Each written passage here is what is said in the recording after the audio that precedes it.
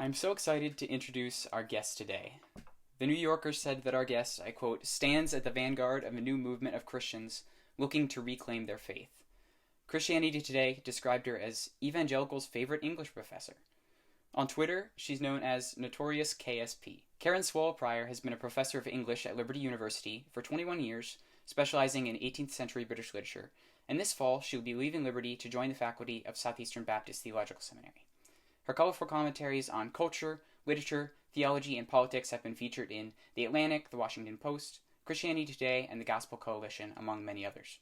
Dr. Prior has penned a few widely acclaimed books, most recently, On Reading Well, Finding the Good Life in Great Books, Booked, Literature in the Soul of Me, Fierce Convictions, The Extraordinary Life of Hannah More, poet, reformer, and abolitionist. She's a member of the Faith Advisory Council of the Humane Society of the United States, and formerly was a research fellow with the Ethics and Religious Liberty Commission of the Southern Baptist Convention. Dr. Prior travels the nation regularly to speak about her work. It is such an honor to have Karen Swallow-Prior join us today. Dr. Prior, welcome to Across the Line. Thank you for having me. It's good to be with you. Absolutely. And there's so much that I want to touch on today. There's so many different topics that we could talk about, but I want to jump right in with something that's pretty important to you. Much of your public life has consisted of teaching about books at Liberty, writing about books, and even writing some books yourself. Why has literature been such an important part of your professional life? I grew up loving reading. Fortunately, I didn't have a lot of the distractions that we have today. We didn't have social media, the internet. I lived in the country and spent a lot of time by myself, so I really just fell in love with the magic of stories from a very young age. Became an English major in college and then just went on to get my PhD in English literature before I even realized that I wanted to teach. Discovered that along the way, and it has just been the joy of my life to be able to share one of the things I love the most with the rest of the world. That's awesome. Why is reading good literature promiscuously? That's something that you've talked about a lot. You've written a Gospel Coalition article on that. Why is reading good literature like that key to our spiritual formation and growth? Well, that phrase, reading promiscuously, comes from a 1644 tract by the English Puritan poet and pamphleteer John Milton. And he was writing as a conservative Puritan Christian and making an argument that Christians should read widely. He talks about books promiscuously read, and that word in its original meaning means sort of indeterminate mixing, like just read, so really reading widely. And as Christians, because we understand that all truth is God's truth and we should seek it out wherever it might be found, as Augustine advises, we should be reading very widely. Now, we don't have to read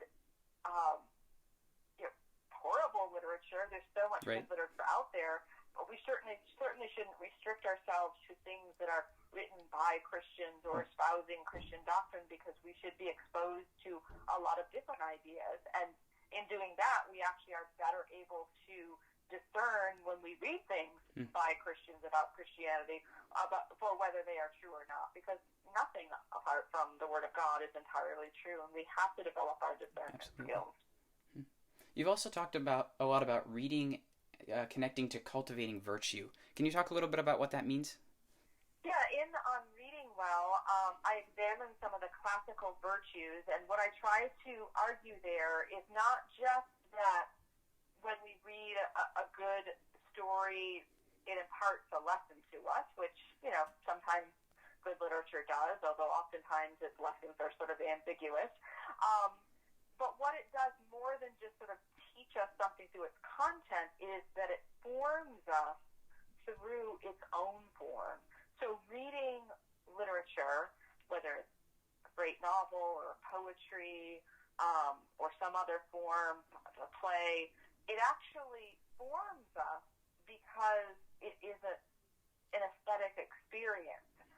That's why if you just read a quick summary on Wikipedia about a great novel, it really is not the same experience as actually reading it, because the way literature unfolds itself and the feeling and the sense that it conveys through summary. And so the experience of actually reading it shapes us in the true sense of the word aesthetic, which has to do with the senses. It gives us a sensory experience that stays with us long after just the plot points do. And so in that way, it shapes our character. And when we read well, when we read thoughtfully and immersively and reflectively, rather than just sort of skimming to get the information, we actually develop those kinds of virtues in our character of reflectiveness and patience and diligence and thoughtfulness and wisdom and many more that I write about in the book. It's so interesting how reading literature, it offers so much more than lessons, like you said. It really offers perspectives and all kinds of things that we can really learn through practical experience. So a few years ago, you wrote a book entitled Fierce Convictions, The Extraordinary Life of Hannah More, Poet, Reformer, and Abolitionist. And the foreword was written by the inimitable Eric Metaxas, which is something to be proud of in and of itself. But the book itself, it really paints a striking portrait of Hannah More, the British reformer, evangelical leader, and so much more. But most Americans have never heard of the name Hannah More. I know I didn't before I kind of started reading about her. What compelled you to write about Hannah More, and who was she? Well, I actually rediscovered Hannah More in the process of writing my doctoral dissertation, which I was writing in the area of the 18th century novel. I had never heard of Hannah More, and my committee members had never heard of Hannah More, but in the process of the research that I was doing on some better-known novelists of the 18th century, I discovered this sort of minor literary figure who'd been long forgotten, and so I was interested in the single novel that she wrote because my area is the English novel, its rise and development.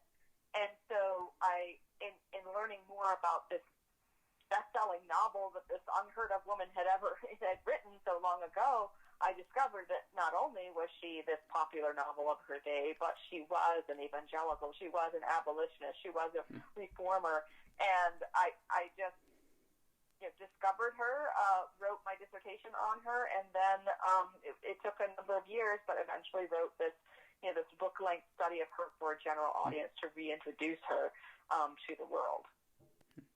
So, who was Hannah More, and what did she kind of accomplish in English society? You've talked about kind of her, effect on literature, but she also kind of had more of a Wilberforce effect, is kind of what I've gathered.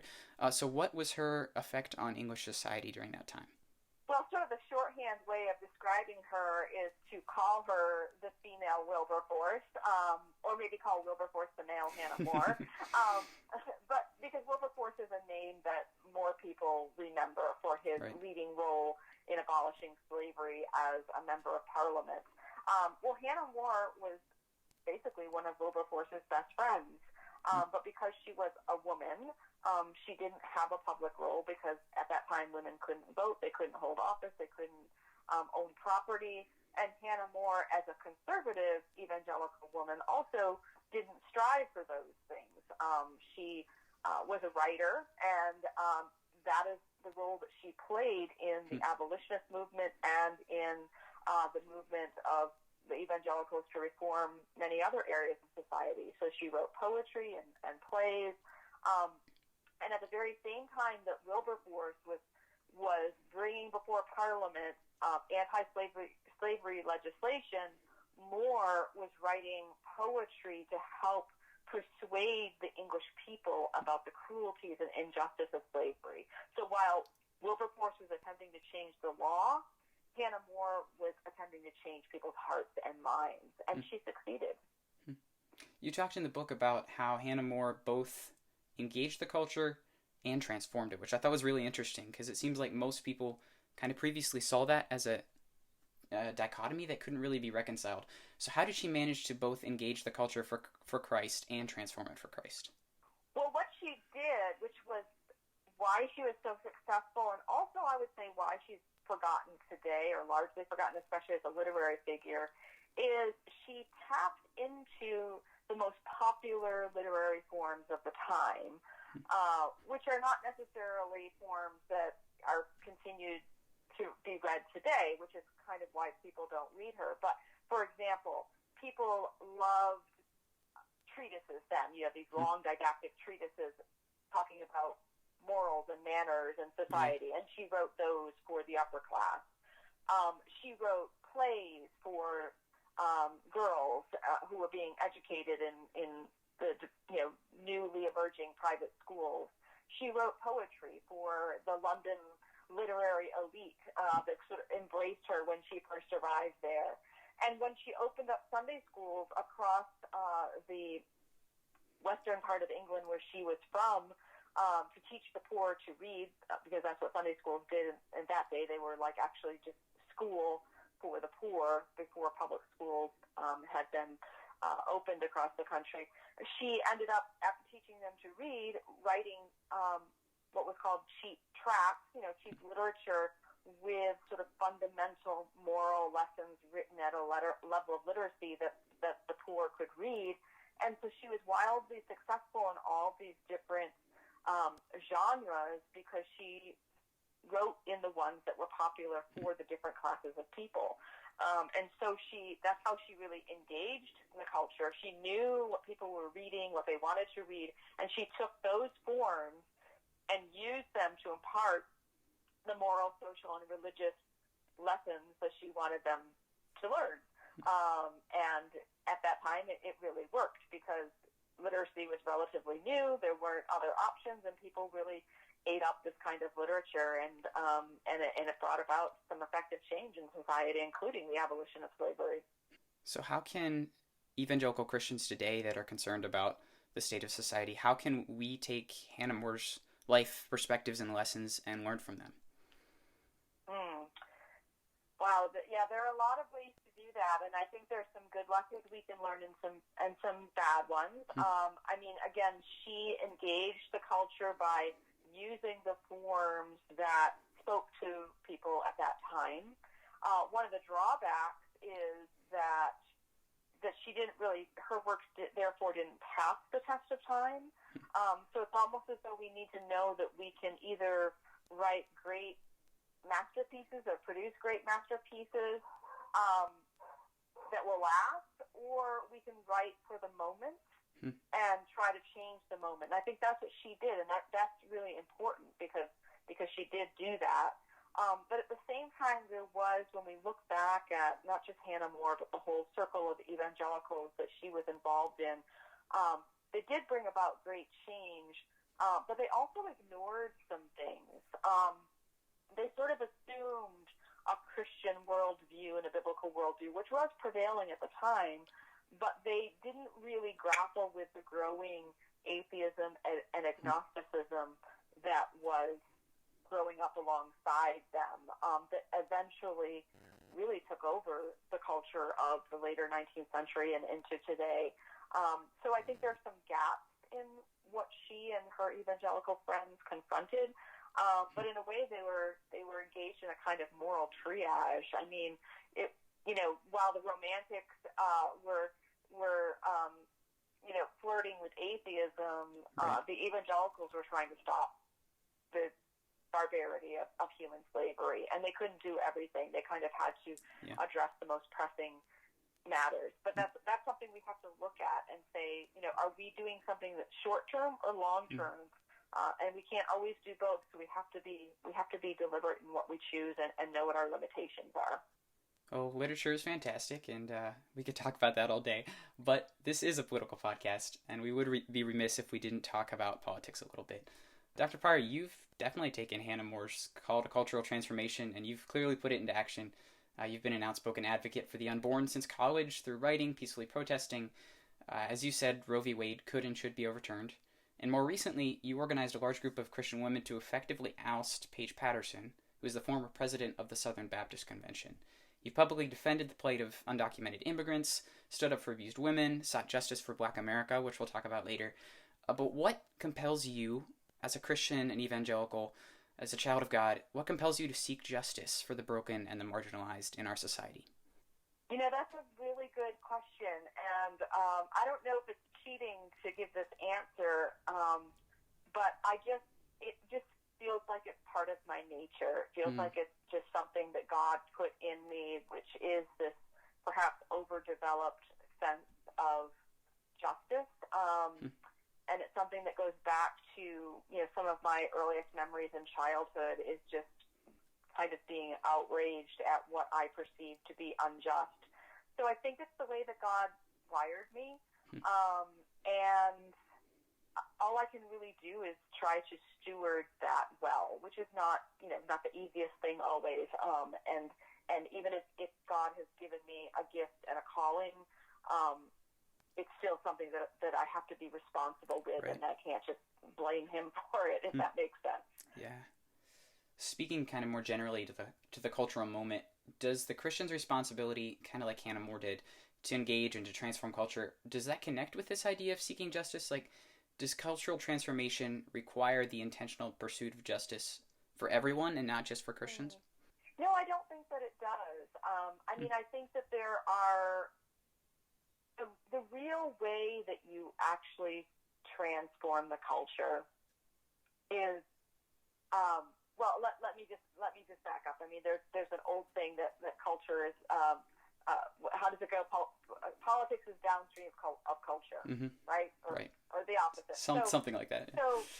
Yeah. So politics is really the fruit or the outcome of what's happening in the culture, and then in politics includes justice. So if you really want to transform the culture permanently, then you do that really through cultural artifacts, through art and architecture and music and food and family, the things that comprise everyday life. And when we get those wrong, or those are done poorly, or if the popular music and images and ideas that come from them in our culture are unjust and bad, then we will see that manifested in our laws and in our politics. And so there's a sense in which the people who are sort of behind the scenes are the ones creating the cultural artifacts, and our images of what constitutes justice and what constitutes right and the laws that take place are the outcome of that. And so it's almost like it's all hands on deck. Some of us have to be kind of repairing the hole in the ship, but others, maybe I'm mixing up my metaphors here, but maybe they just need to be building better ships for the future. And so I think the cause of justice is kind of it's our last chance to transform the culture, and those who are making the culture by producing good cultural artifacts that remind us of the good, true, and beautiful, they're going to have the longer term effect.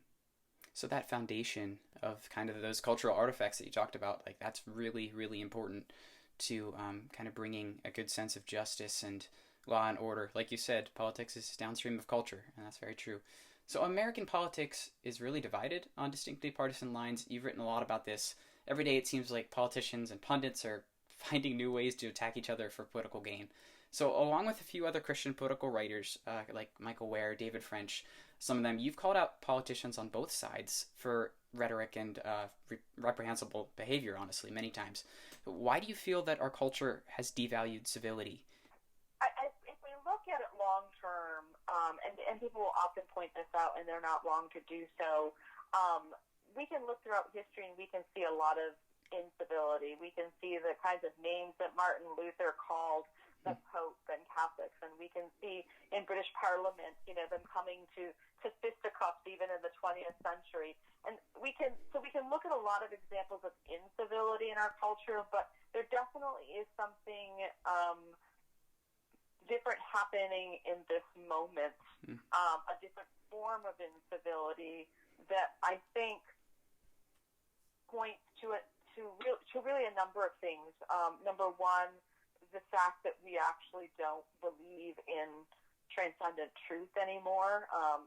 It was the word of the year a few years ago was post-truth, and we're seeing that reality now, even among conservatives and Christians who claim to believe in something called truth are not acting like it because we're being formed by this post-truth culture. So I think that's one thing. I think another thing is that we are essentially in another dark age. The first dark age, and I know that's a disputed term, I'm just using it metaphorically, but the first period that was, called the Dark Ages because of its lack of literacy and information in a widespread scale is being repeated now because we have too much information. We're flooded with so many news reports and information that we actually can't even discern sometimes what is true, even if we want to know what is true. And so we've fallen prey to ignorance through too much information rather than too little information. Right. And so whether it's because we don't believe in truth, or we don't act like we believe in truth, or we can't find the truth, we are replacing truth with power. And so, and even as feeble a power as you find on Twitter from someone just kind of, attacking someone else and getting more followers from it, that's a very feeble form of power, but that is what people are grasping to. And then, of course, we have, greater grasp for power in political office and public opinion and celebrity culture and so forth. But that's like the shortest answer I can give to a really important question. Do you think there's space for Christians to bring love and reconciliation from a biblical standpoint?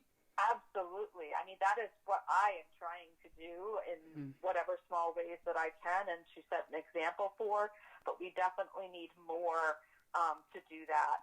It almost feels like trying to empty the ocean one drop at a time. But there is that much space for it, and it can make a difference. I've actually seen it make a difference. I have seen people change their minds about important issues just by watching tweets or watching conversations on social media take place. And we don't always know that it's happening, and it doesn't seem like it's transforming the culture. But there are so many ways that we can try to make that change, and I think it can make a difference. You've also written about the value of hospitality in a couple of different articles when it comes to kind of this issue of civility. So what is the value of hospitality in situations like this? Yeah, the articles that I've written about hospitality are really talking about not just, not physical hospitality, but intellectual and spiritual hospitality. The hospitality that we can offer to ideological opponents because we actually do believe in truth and we have confidence in our positions, which is not the same thing as arrogance or pride. We still need to have intellectual humility, but when we are confident that what we believe is true, even if we don't, have it down perfectly or can't apply it perfectly, then that leaves us able to be open and unafraid and unthreatened by those who have different ideas, and to engage with them, and to, again, even though Twitter is a very narrow slice of the world, it's still a public forum where people watch exchanges taking place. The people who believe in the truth and who believe in goodness and beauty should be the ones most hospitable to questions and differences of points of view. And people are watching that. And if they see you as being afraid or defensive, then that reflects poorly not only on you, but on the foundation of your beliefs. Well, you've taught at Liberty University for 21 years. It's no secret that Liberty is a bastion of evangelical conservatism in academia. Jerry Falwell Sr., the founder himself, was the founder, basically, of the moral majority movement of the 70s and 80s. Jerry Falwell Jr., who's now in charge of Liberty, has been an ardent supporter of Donald Trump since the early days of his campaign back in 2015, 2016. And major Trump administration figures like Mike Pence, Melania Trump, Donald Trump Jr., they've all graced the Lynchburg campus. And yet you stand out from many at Liberty. Ideologically, you identify more as orthodox rather than what conservatism has become. You've publicly spoken against the president in tweets and articles, and against his brashness multiple times, and you recently tweeted that you won't be voting for Trump or Biden this election cycle. Can you tell us a little bit about why not? Well, the short answer is that I am truly conservative, more so than Republican. I do not believe that that either Trump or Biden is good for the long-term future of our republic. I understand why people desperately want Trump out of office. I do as well. I also understand why people think that Trump is important to have in office because of his court appointments and other policies that do advance some conservative principles.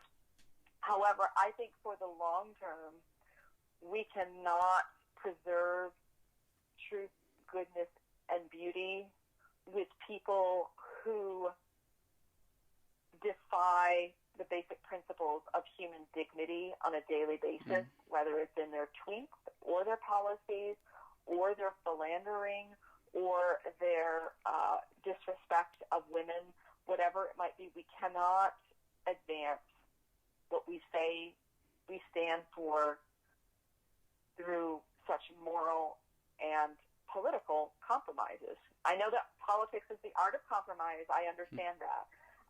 But when we compromise too much, we lose everything. And that's what I think we're facing right now. The author and writer David French has talked a lot about the idea of exercising a veto of the two major parties by instead voting third party.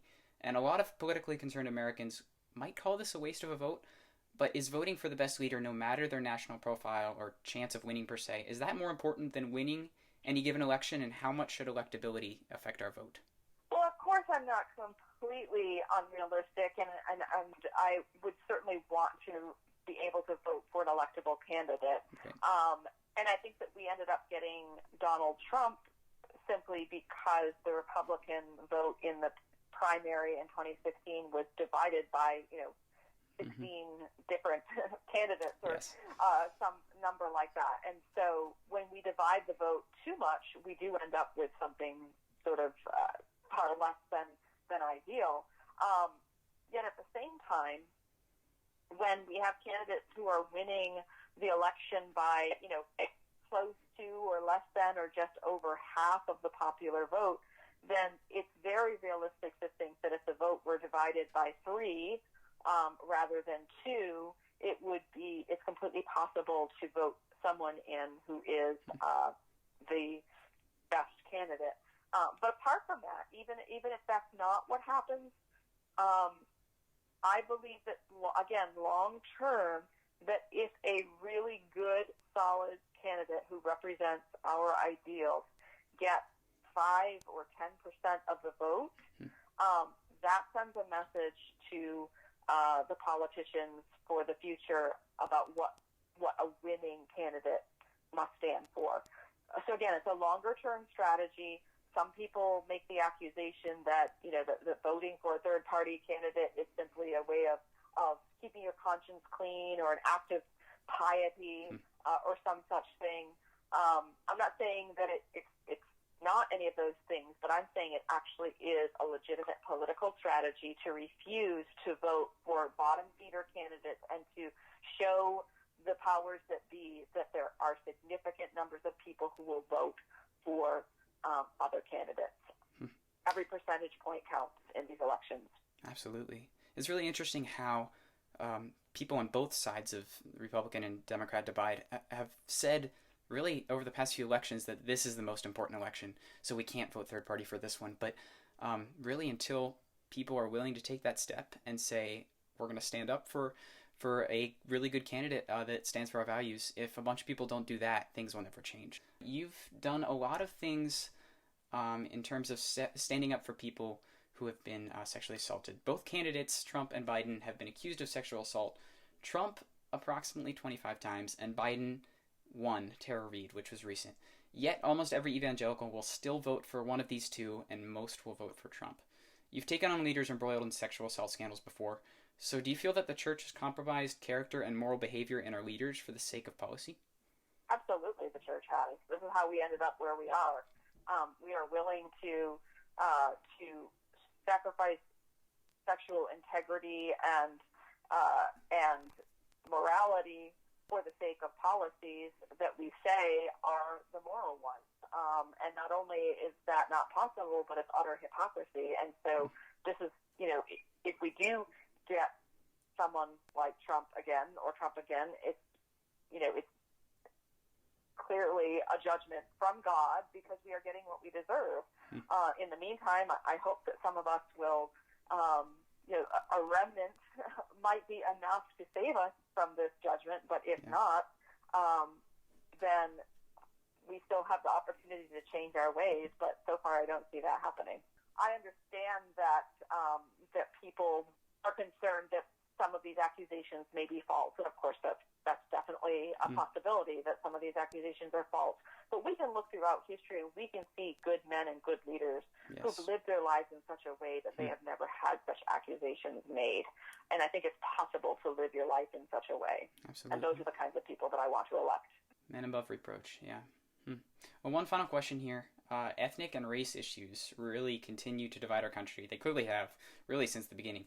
But the recently released video of the Ahmaud Arbery killing brought those tensions to the surface. So over the past week, Christianity's had a lot of discussions, some of them fruitful, about this idea of biblical justice, which we touched on earlier. But what kind of justice needs to be served in this situation? Should we just pursue individual justice for Arbery and leave it at that, or does this murder reveal systemic injustices that Christians must try to reconcile? It's such an important question because, again, we're seeing the two primary sides in this debate break down not just on racial or political lines, but really they're divided by the understandings on the one hand that emphasize individualism, and the others that emphasize systems and communities and structures. And what we're seeing in both this COVID-19 crisis, in the election of Trump, and in the murder of Ahmaud Arbery are the fruits of hyper-individualism that account only for individual acts. And justice is not only an individual thing where I get what I deserve and you get what you deserve. There is an element of justice that is individual, but there's also an element of justice that has to do with the whole community or the whole polis, as the Greeks would have put it. Getting our just desserts is embedded in a whole cultural understanding. To go back to our discussion of Hannah More, our sort of cultural imaginary about what our relations with one another look like and what we imagine is happening. I mean, when we see someone walking down the street, we don't just see someone walking down the street. We see all of the narratives and stories and images that have come before that make us imagine who that person is walking down the street and what he's doing, and we react accordingly. That's just human nature. And that's why these cultural artifacts that the artisans and the visionaries create are so important in helping us to achieve justice, because we never just see what's in front of us. We see all of the stories that are embedded around what's in front of us that shape and form our reactions and actions in response to what we see. That was wonderful. Thank you so much for coming on Cross the Line. This was a great discussion. I hope that our listeners learned as much as I did. I'm taking a lot away from this for sure. A lot to think about. But these are the kinds of discussions that America can't shy away from in the coming months, coming years, coming decades, really. Because, like you said, for a society to truly flourish and to bring beauty and justice, we must continue to intentionally talk about these difficult issues with civility and perspective. If we engage culture and transform it by bringing both truth and love to the table, we can truly change the world. So, Dr. Pryor, how can our listeners keep up with you and your writing and keep up with you on social media? Well, the easiest way to keep up with me is on Twitter at kspryor, or I have a website, KarenSwallowPryor.com. And for those of you who like the more peaceful tranquility of the environment of Instagram, I'm also there at Karen Swallow Pryor. Wonderful. Well, thank you, Karen Swallow Pryor. Thank you guys for listening to this episode of Cross the Line, a Christian perspective on politics. To hear more episodes like this and to read the Citizens Brief newsletters and feature articles, check us out at thecitizensbrief.com. If you enjoyed this episode of the podcast, we'd love if you shared it with a friend or two. You just heard from Professor Karen Swallow Pryor, and I'm your host, Daniel Hostetter. We'll see you on the next episode of Cross the Line.